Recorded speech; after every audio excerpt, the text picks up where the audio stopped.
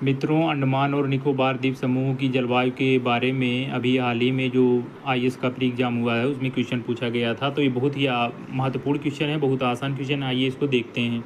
ठीक है, यहाँ पर एक मिनट, यहाँ पर देखिए भारत का मैप बना लेते हैं हल्का सा। ठीक है, और यहाँ पर देखिए अंडमान निकोबार द्वीप समूह है। ठीक है, अब देखिए यहाँ पर पहला विकल्प जो दिया हुआ है, इस जलवायु को ऊर्ध्व उष्णकटिबंधीय तटीय जलवायु के रूप में परिभाषित किया जाता है।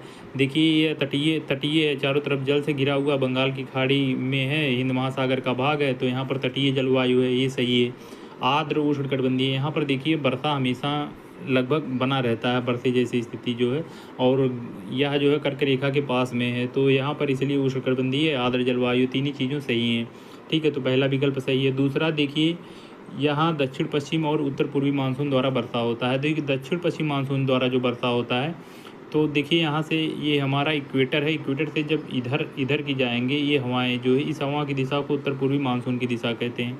तो यहाँ पर सबसे पहले जो मानसून आता है, अगर स्थलीय भाग में आएगा तो भारत के मुख्य भाग में आएगा, तो केरल में आएगा, नहीं तो अगर तटीय रीजन में देखेंगे तो सबसे पहले मानसून अंडमान निकोबार द्वीप समूह में आता है, तो दक्षिण पश्चिम मानसून सबसे पहले यहाँ पर आएगा।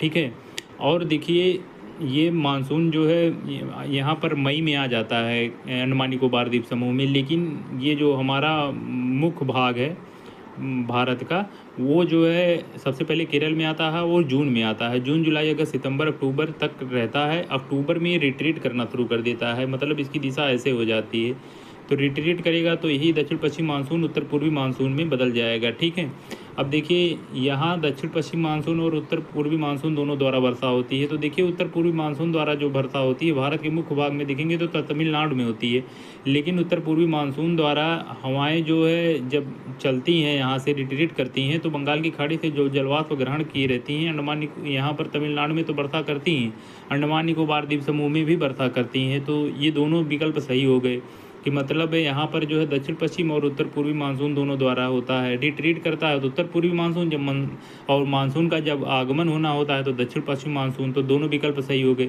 यहाँ पर देखिए तीसरा विकल्प है, दिसंबर और मई के बीच में अधिकतम बर्षण होता है। यहाँ पर दिसंबर और मई के बीच में अधिकतम बर्षण नहीं होगा, क्योंकि यहाँ पर जो मानसून रिट्रीट करता है, रिट्रीट करेगा तो नवंबर दिसंबर के पास में यहाँ पर पहुँचेगा, तो दिसंबर के बाद अप्रैल, दिसंबर के बाद है जनवरी है, फरवरी है, मार्च है, अप्रैल मई, इस महीनों में यहाँ पर जो है वर्षा नहीं होता है। ठीक है, तो ये विकल्प गलत है, ये दोनों विकल्प सही है, क्योंकि इस महीनों में दिसंबर के बाद जनवरी फरवरी मार्च अप्रैल मई मानसून जो है और रिट्रीट करता चला जाएगा।